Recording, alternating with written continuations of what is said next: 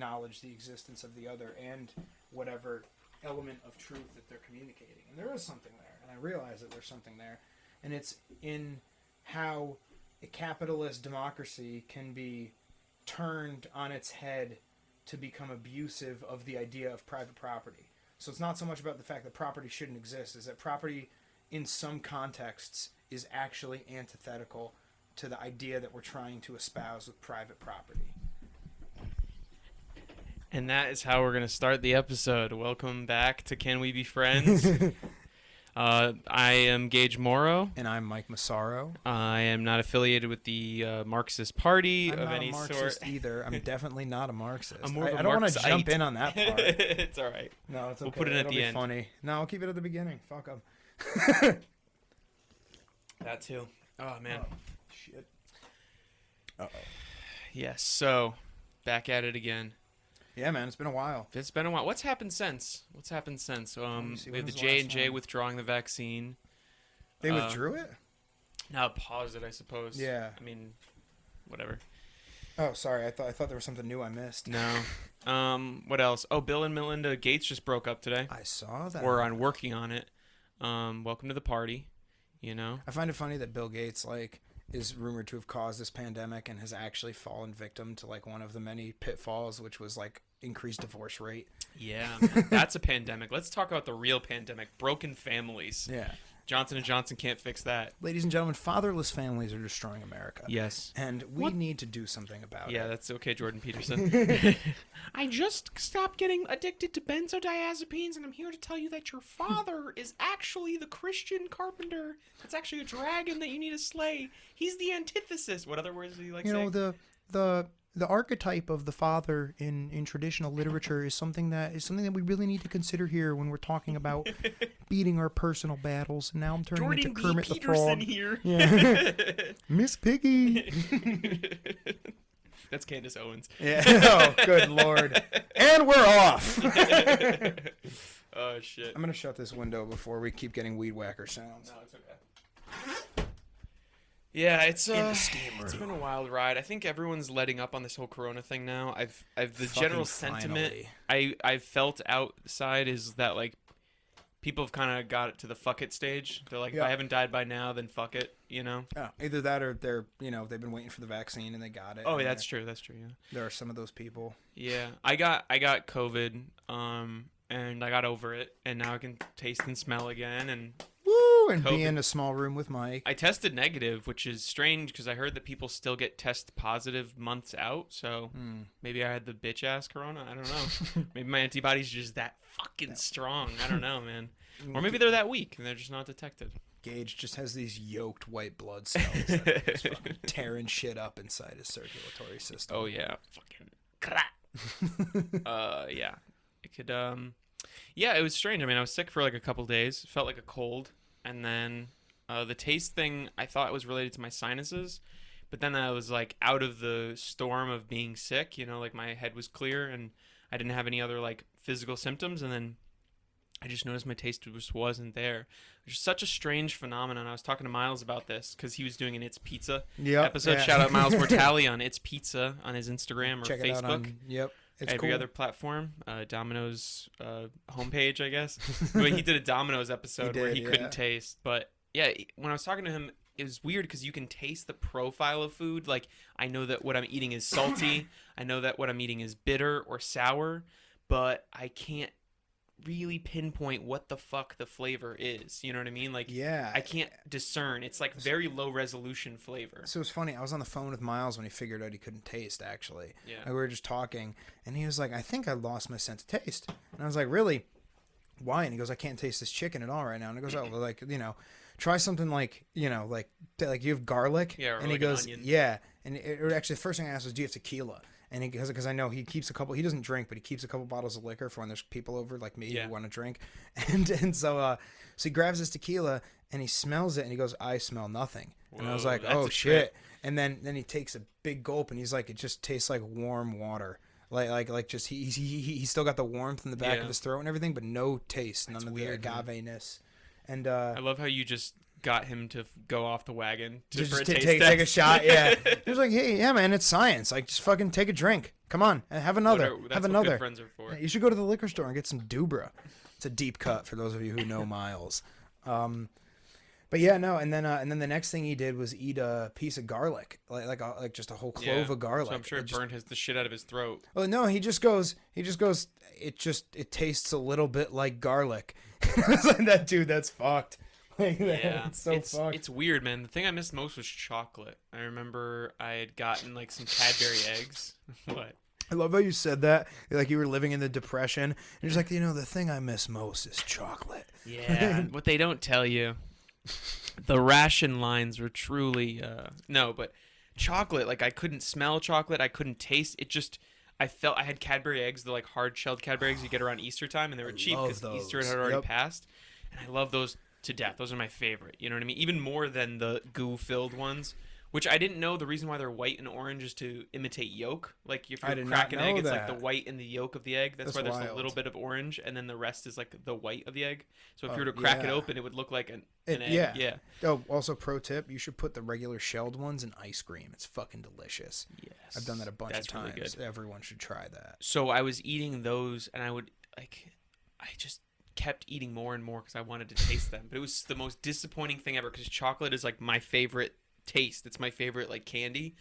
I couldn't taste any of it. Really? I felt the richness, and I felt like the sensation of chocolate and like the hard shell and like the chocolate on the inside. Yeah. But none of the taste passed through. The sensation of chocolate sounds like a really good like romance novel. Oh, yeah. For like a really like Dude. 1950s like sort of white southern town. I think you'd appreciate the this. sensation of chocolate, like the forbidden temptation, or the VHS porn that I found in the ebony section of a video rental store. The sensation of chocolate.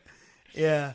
Oh shit! I love how shitting gold here. Guys. I love how ebony. You think ebony is the oldest category of porn, like by name linguistically? Oh, by name linguistically. Isn't it funny? There's no category for white.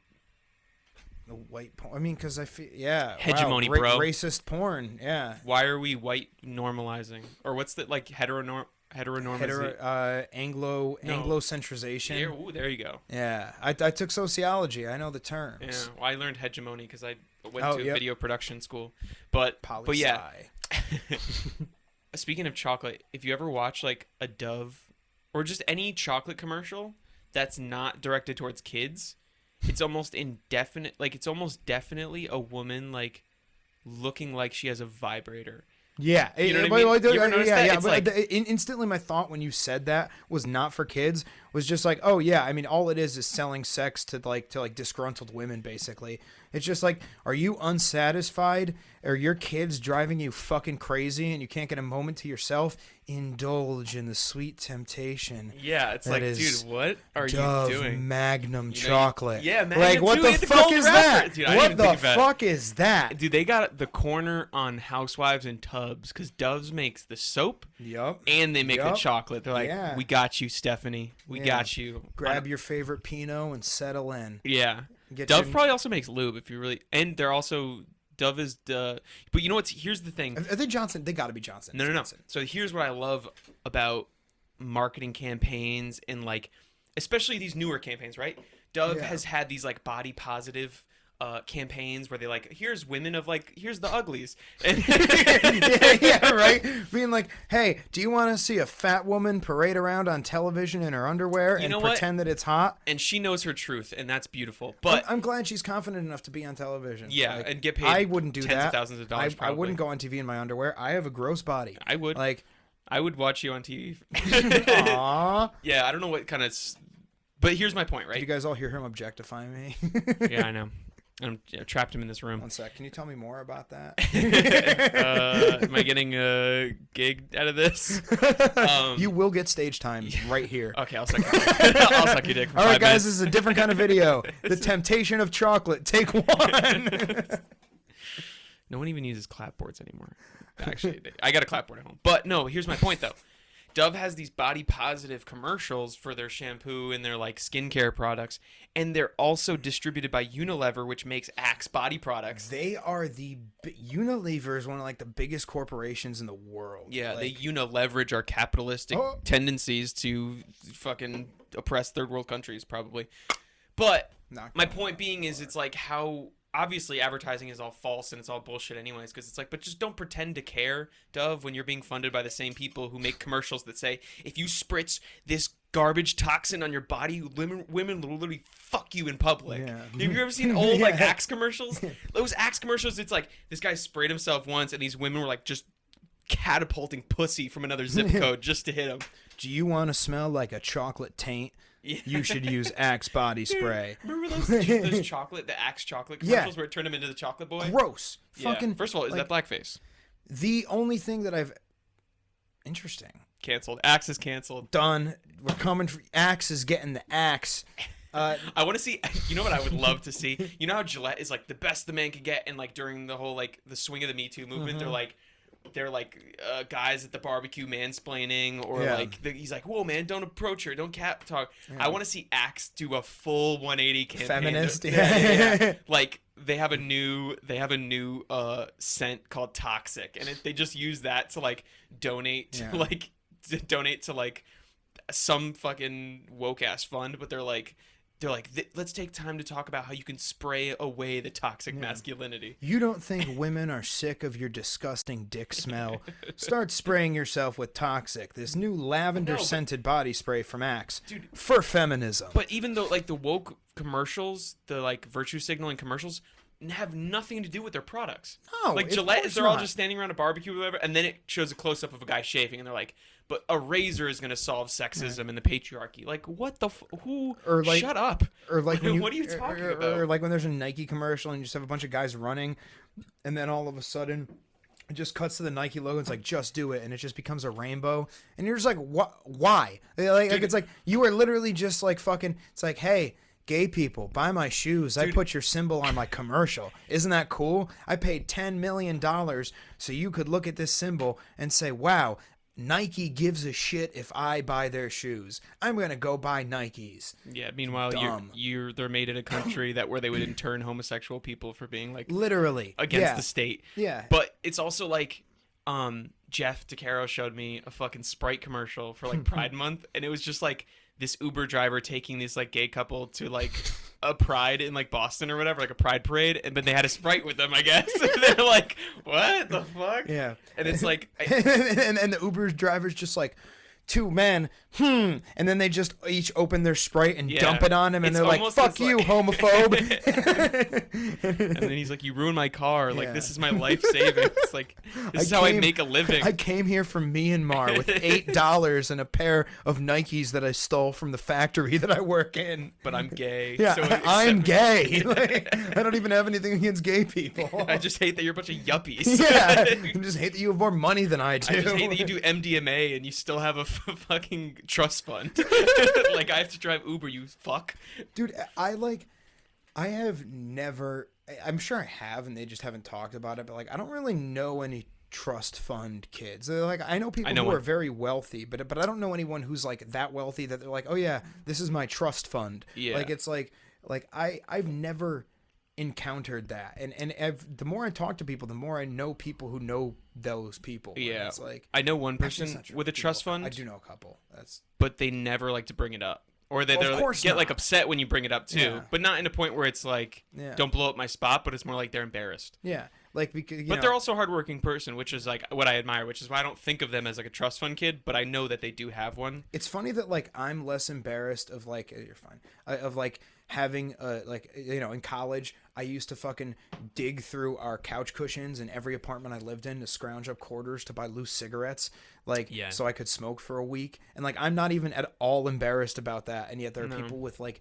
millions and millions of dollars who are too ashamed to like just be like, yeah, my parents are fucking wealthy and like they gave me all this money, because you know what I mean, like for most people, like if your parents had that much money, like I know if my parents had that much money, they would do the same thing for me. And like I don't hold anyone against that, but I also don't like I wouldn't hold that against anybody. Yeah, you know I just what want mean? parents. Yeah. You know what I mean? Like, I want parents in the same house. Yeah. I wish we were poor and like my family was still together, and I mean, at I'm least not we would poor, bond but- over something. No, yeah. I know, but you are. But no, but I mean, relatively No, yeah. speaking. Yeah. well, dude, I mean, My with family wage was upper middle class. with wage like- stagnation, like where do you sit now? You know, you have to kind of look I mean, at like me personally, I'm hovering we're above the poverty line. we're but, like, my crawling parents through are the poverty okay. line. Yeah, I'm living with my sister now, rent free, so it's like I can just barely squeak above. Plus, like That's nice. most all of my money goes to paying off debt, so my net worth Yeah, is in the negative. Yeah, So mine too. Yeah, my net worth. Oh Jesus, I forgot about that. Yeah, I'm below the poverty line. My net Yeah. worth is negative. Yep. I don't know how what How am I still paying taxes? Fuck this.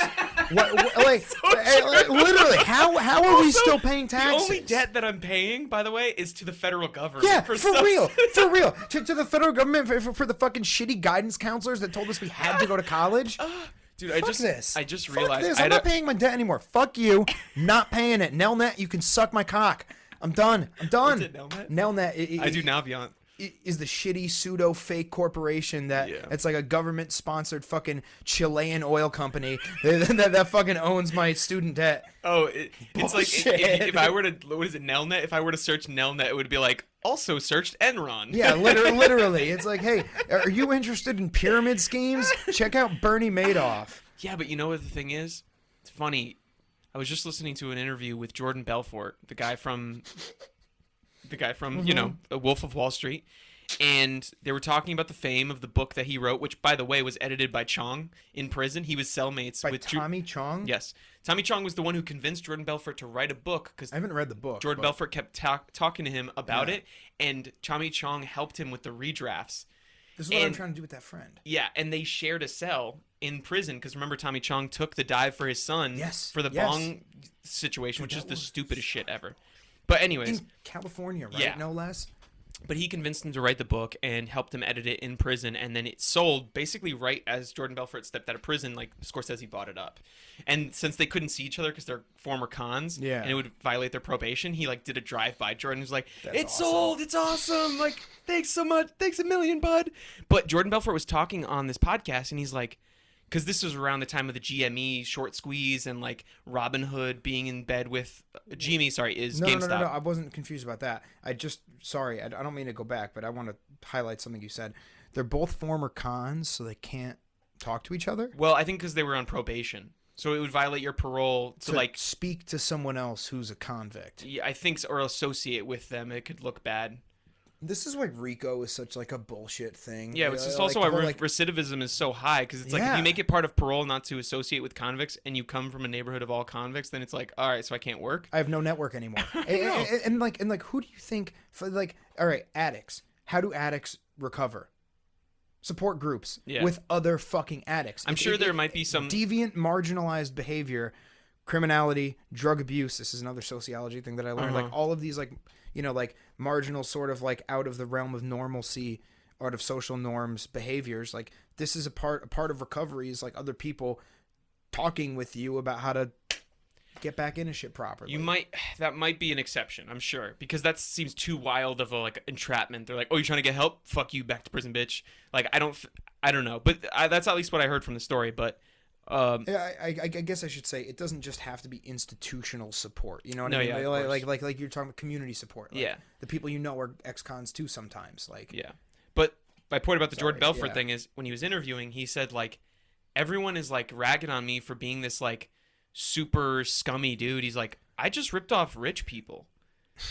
He's like, the United States Yeah. government does so much worse to much Poor more people. vulnerable people. And he was talking, he's like, yeah, I mean, I was a scammer. I got away with stealing from the rich, you know, but isn't that what we're like celebrating now with this whole GameStop thing? Like what they were doing with GameStop Yeah. is basically in the vein of what I It's was the same doing, which thing. is just It's like using the stock market as Yeah, a like, weapon. It's pumping it up, weaponizing yeah. which is I think it's great, especially because like you said, like they fuck over so many normal people just by the normal ways of doing business, because the normal ways of doing business are geared towards making an environment in which making more and more and more money is the goal for everybody. Yeah. But the problem is that the way they go about this more and more and more is it's regulations and rules of game theory that are written by, not game theory, but like of this game, like Yeah. not like the yeah, whatever.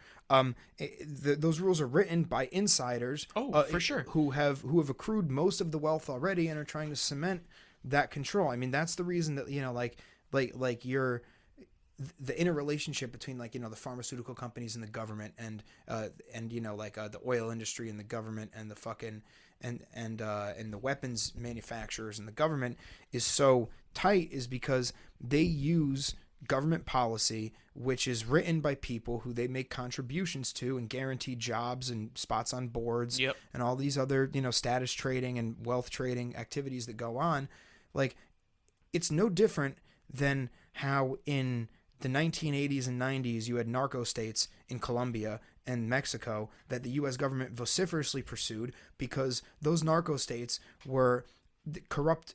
It was this corrupt relationship between the narcotics cartels and the governments, where the narcotics cartels were buying governments' influence to basically look the other way on them moving their products. But it's no different just because our companies ship fucking Charmin instead of cocaine doesn't mean that the relationship is any less toxic. Oh, no. Yeah. Like, and what happens is internationally speaking, we'll loan money to Latin American countries, like just tons of money. And then when they can't pay it, what do? We take over nationalized industries and we privatize them under American companies. That's bananas. And we end up like with basically, a world global empire of industry. It's not a global empire of like actual control because we don't really control the governments of those countries, but the Dole Fruit Company fucking controlled most of Central America forever. Like, yeah, and that's how we got Hawaii. Still maintains a fuck ton of influence in those places. Like, and it's the same. We literally got another state just to sell pineapples. Yeah, and it's the same with the oil companies. Like, who do you think played a massive role in the fact that when we occupied Afghanistan, the first resource we secured was still occupying poppy. Afghanistan. Because of poppy. That's why we're still occupying Afghanistan. Those poppy fields are the one thing that we guard. Why do you think we had an opioid crisis? Thanks a lot. Fucking Pfizer and Johnson & Johnson and all these goddamn companies that you're all sucking cock for. Don't forget Bayer, the inventor of heroin. Yeah, literally. That made these vaccines are the same people that are responsible for the opioid epidemic and the relationship between the government and their lobbyists for their industry that drove the occupation of a sovereign country for over 2 decades. We've been in Afghanistan for over 20 years. But Mike, if we leave, the women will never get rights. Yeah. Don't you understand? We've been there for 20 years and the women, we're just on the we're this so close. We're so close. We're so close. Women can almost vote. Benazir Bhutto so almost close. had. Dude, if we stay another 5 more years. Dude, like, at this point it's like the military industrial complex is begging the public interest like fucking like a junkie. They're like, dude, come on. 5 more years, please, 5 more years. please, It's an insurgency. You have to understand it's an insurgency. It's not like a normal war. Yeah. It's not your normal wars, right? This is a failed war for 2 decades that we can continue to fail because we fail up. That's why we're the United how all States your government. nephews and brothers and cousins keep dying over there? Don't fucking worry about it. You know how good this fucking poppy is, man? Yeah. This poppy's this oil, the prices. Oh, dude, you can't. Hey, fucking you know how do it. a father and a son fought in the same war? It's justified. Yeah, it's an fine. insurgency. It's fine, It's dude. a multi-generational It's conflict. One generation. We're all in this together. Yeah. This is the only uniting thing between the boomers and the millennials is that we all fought in Afghanistan. Yep. And like we can all get together and take over this country for their resources. Yeah. Because that's what we fucking And Grandpa's pension fund is swimming around in a market being, invested in foreign foreign pools of money that subsidize cameras or that. Well, that's the thing. It's not a pension fund anymore. It's a 401k. No, but I'm saying, now. but the boomers who do have their pension funds, those pension funds boomed during, investment in foreign markets and such things like camera companies that supply the cameras that go over the Uyghur Muslim internment camps. Literally, yeah. And now it's like, but it's just, Honeywell or it's just, whatever. It's just these great AI, it's just these great AI cameras that can pick out a Uyghur in the Wuhan Square, and so we can put them into an internment and camp. that goes so far back. It's just Dow Chemical. It's not napalm. It's Dow Chemical. Yeah, we make Downy. Yeah. We make your favorite laundry detergent. Look at this snuggly bear. Think of all the melted Vietnamese people that this little bear funded. It smells like pho. It smells like pho. Is that Korean barbecue? That's fucked up. Yeah, I don't know. Dude, we just destroy other countries for enrichment for our businesses, and like everyone's just kind of cool because the Dow goes up and your 401k takes a jump. But like, you know what it used to be was you had a pension that you fucking paid into, and that went to invest in real goddamn American companies that made shit that they like in the same way an artisan, we call it small business now. In the same way a fucking, you know, like Ford Motor Company used to just be a fucking company that made cars in America with fucking materials that they got from America, that they fucking hired people from America to make. And that's why when you have a tax system that maybe, like, you know, gives them a little kickback, like, it's actually making everybody better. Like, this is our car company. Like we all sort of pay into this. We pay into the roads. I hate that fucking concept of, like, you know, but if we're going to be all in this together in this stupid fucking federally organized governmental system, then we might as well fucking do it properly. But the problem is we don't, is because we've become so hoard out to these people's fiduciary responsibility to their shareholders. The fact that their only goal in life isn't to produce a product and make money doing it like anybody else. Like, we want to do our craft of comedy and make a living doing it, so we can just do what we love. That's why most people get into what they're doing. Like, these people it completely eschewed that and said, I'm going to make this Faustian bargain and sell off this part of myself that I know is sort of angling towards finding more truth in my life and in my existence, and I'm going to pursue the dollar like a carrot hanging in front of me. And I'm going to try to make as many of those dollars as I can in the time that I have, because that's all that matters. Because that's the American ethos at a certain point, once the banking system and the governmental system and industry become sort of tied up in the early 19 teens.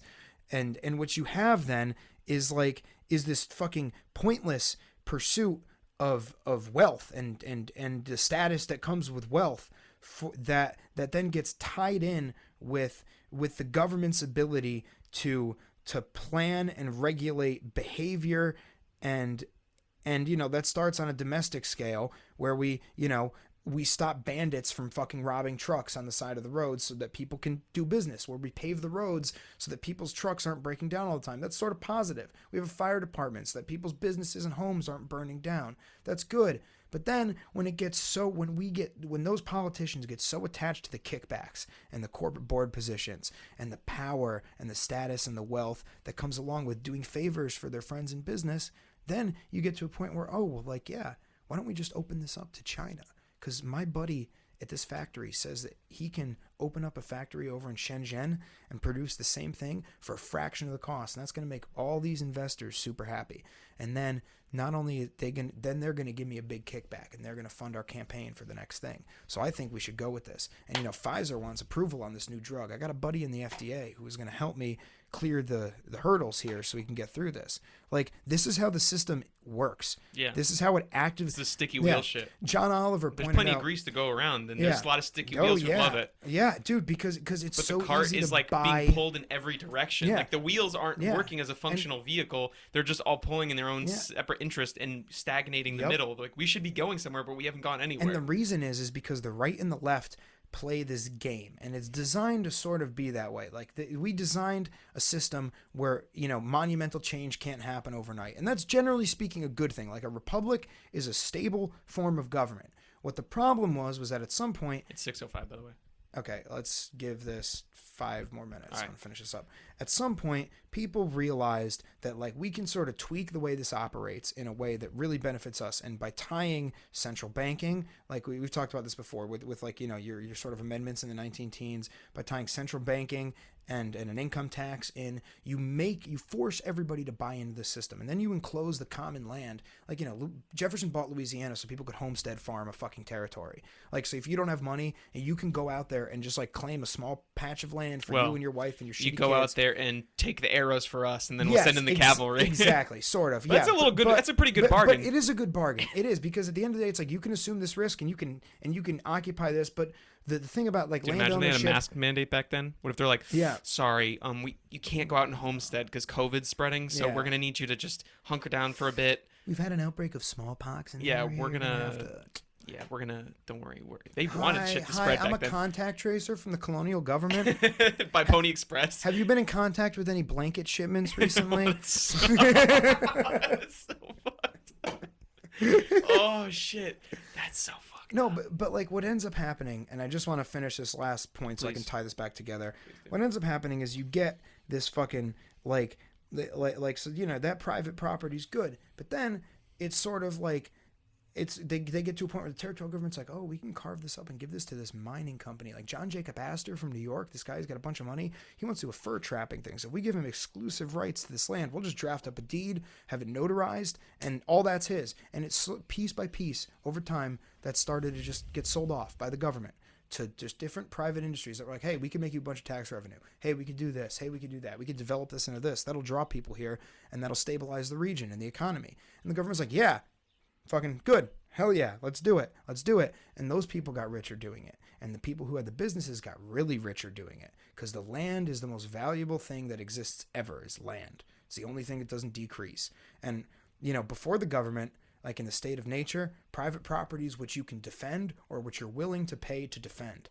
Like, after the government, you have a massive bureaucracy at the federal level at this point that exists to divide up and sort of categorize properties. And that's why you don't have commons anymore. That's why, like, the enclosure of the commons that happened in England, that happened here too. It's just we're too close to it to sort of realize that it's happened. The fact that all of our open spaces, state parks, where we're only allowed from sunrise to sunset, and you have to get a permit to camp in and a permit to burn in, and you can't fucking grow food there. God forbid if you're homeless and you want to go fucking set up a little shack that you make out of sticks, and you can't do that because that would. We're going to arrest you and put you in prison. You can stay in the prison. That's okay. We've designated that for this. Yeah, and if you are going to, then we opened up a program, but you have to send all of your tomatoes through the FDA to make sure that they're consumable, and then we'll send them back to you dehydrated, and then you can eat them in powdered form like the government, like God ordained it to be. Otherwise, we'll pour bleach on it and destroy it so nobody can eat it. Yeah, we're going to make a burn pit in the middle of Spokane, Washington to make sure that no homeless people can live off the land. But that relationship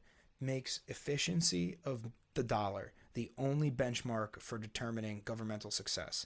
And when that happens, you lose everything. I mean, at that point, you've traded away the idea of protecting the individual's right to be a human being on the land and like living you have to buy into this economic system so that these businesses can succeed, because those are our constituents. Because, and this, I mentioned this before, but I didn't get to it, but this is the linchpin. Like, John Oliver did this research on his show, and he deserves like a lot of credit for that, I think. And I don't know that he's the only one that's ever done it, but he certainly popularized it the most. And that was that. And I'm not a huge fan of his, by the way, either. Because he's a foreign guy meddling in American affairs. Exactly. Because he's it's family business, bro. He's a disgusting limey, and he needs to stay the fuck out of our country. No. Jealous ex. Yeah, literally. In reality, he pointed out that, American politicians, especially, mostly those affiliated with the two major political parties, because that's how power has been centralized, have spent like 70% of their time making campaign calls. The entirety of their thing is fundraising for the parties and just for their to own stay re-elections. They're like, I'm in. Now I got to ask for more money to stay in. Dude, exactly. those are the most, especially when I hear politicians like ragging on welfare and shit. That's all you do all day. You welfare queen. You're the welfare queen. Off of like begged money. Even worse is not even Nancy Reagan was the ultimate welfare queen. Yeah, it's even worse than that. It's not even like a system of money given to you because you're ordained to be incapable of work or that you're falling on hard times. It's even worse. It's your beggars. Yeah. You're beggars on the street where you wear a 3-piece suit and you're not asking for spare change. You're asking for lobbyist back end handouts. They're not beggars. They're bandits. Oh yeah. They're demanding it. Or they put you in a cage. And if you resist going in the cage, guess what? They kill you. Yeah. That was my biggest complaint about police as it is today, is the racial issue is certainly an issue, but it is a surface issue to obfuscate the bigger point, which is that the police have been mobilized to steal from the American people little by little. Yes. So that they can fund the government. They're the militant revenue branch of the United States government. Literally. And they're civil glorified forfeiture, revenue collectors. Traffic tickets, parking, like all of this bureaucratic there's a fee to pay for the fine that I have to pay, and it's all working with the DMV and registrations and recurring registrations, and then, people's lapse in judgment because they're working 3 jobs and they forgot what year they registered their car. Yeah. Like I work with I have a coworker who's had his license suspended for the last 4 years and didn't know about it, and he had to pay a total of $1,000 to clear this all up through different agencies. Yeah. And then if he doesn't, he gets another fine and another fine, and it exponentially grows. Yep. And when you set up a system like that where your enforcers are just revenue collectors with badges and authority, all you're doing, it is literally just a race to the fucking bottom. Like you're not creating any sort of security or trust or safety or community. You're degrading that entirely. Yeah. And what the fuck do you expect? Like when people don't support your efforts. Like, I mean, and then not to mention the fact that you give them, with civil asset forfeiture, the ability to keep some of this fucking cash money and then spend it on military surplus equipment. It's the most disgusting thing ever, because this you're is like literally they can play robbing the dress American up. people. And especially it's like, okay, I sell you like a fucking, I sell you a pound of weed, and that might be, justifiable. And they're like, well, this guy's got a whole empire. This guy's got a whole operation going. But maybe I just know a guy with a grow house, and I thought I'd make a little cash on the side. I sell you a pound. Now, all of a sudden, all of my assets that I've worked hard to accumulate that might not have been acquired through drugs, but they see it as, well, he can sell this off in the time that it's going to take to adjudicate, so we're going to have to seize his assets. The seizing of assets, save that for the rich fucks who are buying islands to escape, federal jurisdiction. People who have to pay billions of dollars in fines for robbing the American people instead of nickel and diming me and taking my house away. It's bullshit. And turning it into like a surveillance squat spot, that now you have my house to use as like a sting operation or whatever. You know what? Because the poor people aren't going to the policeman's ball and donating $700,000 so that Sheriff Johnson can have a shiny new badge. Yeah. Like, we got to wrap this up. Yeah, we do. But that's why I'm moving to Texas. 97% of its surface area is privately owned. Hell yeah. Well, yeah. Yeah, well, it's better than Nevada, which is like mostly nuclear test sites and alien hubs. Yeah, alien operations bases. All right, we might be continuing on part 2, depending on... And maybe we may not be, depending on time. I think we should. Yeah. Let's do it. This is a fun conversation. See you. We're just going to be a cut, and then it's going to be dark. And then we'll see you then. Love you all. Bada boom.